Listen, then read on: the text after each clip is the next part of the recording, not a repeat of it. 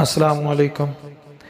قبیلہ عرب کی ایک لڑکی ایک لڑکے پر عاشق ہو گئی۔ عشق کا بھوت دونوں کے سر پر چڑھ کر ناچنے لگا۔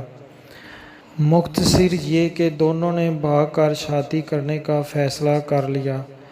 لڑکی نے کہا، میرے پاس ایک تیز رفتار اونٹنی ہے، ہم رات کو ندی پار کر کے دوسرے شہر روانہ ہو جائیں گے۔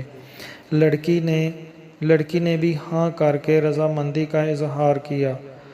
رات کے پچھلے پہر وقت مقررہ پر دونوں ندی کنارے اکٹھے ہوئے۔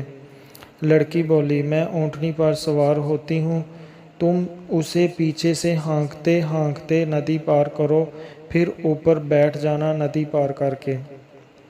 لڑکے نے کہا، مگر ایسا کیوں؟ میں بھی تمہارے ساتھ ہی بیٹھ جاتا ہوں، ہانکنے کی کیا ضرورت ہے، خود بخود چل تو رہی ہے۔ لڑکی نے کہا، اس کا باپ بھی ہمارا پالتو اونٹ تھا، اس کی عادت تھی کہ وہ بیچ ندی میں جا کر بیٹھ جاتا، پانی دیکھ کر مست ہو جاتا اور مارنے پیٹنے پر بھی ڈھیٹ بنا رہتا۔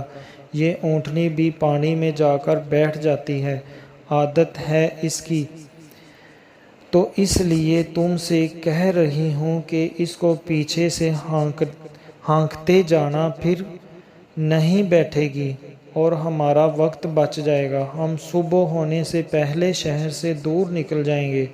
لڑکے نے کچھ دیر لڑکی کے چہرے پر نظریں گاڑے رکھیں اور پھر ٹھنڈا لمبا سانس لیا، جیسے کوئی پختہ ارادہ کر چکا ہو، اور بولا، ہم بھاگ کر شادی نہیں کریں گے، مقدر ہوا تو نکاح ہو جائے گا، نہیں تو جو رب کی رضا، تم واپس اپنے گھر چلی جاؤ۔ لڑکی نے کہا، مگر کیوں، اچانک کیا ہو گیا تمہیں؟ اس پر لڑکے نے کہا، اس اونٹنی کے باپ کی خصلت اس میں منتقل ہو گئی، تو کیا میری خصلتیں میری بیٹی میں اور آنے والی نسل میں منتقل نہیں ہوں گی؟ آج میں تمہارے ساتھ بھاگ رہا ہوں، کل میری بیٹی کسی اور کے ساتھ بھاگ جائے گی۔ یہ کہہ کر لڑکا واپس پلٹ گیا۔ دنیا مکافات عمل ہے، جیسا کرو گے ویسا بھرو گے۔ اس پیغام کو دوسروں تک پہنچائیے تاکہ اللہ کسی کی زندگی کو آپ کے ذریعے بدل دے۔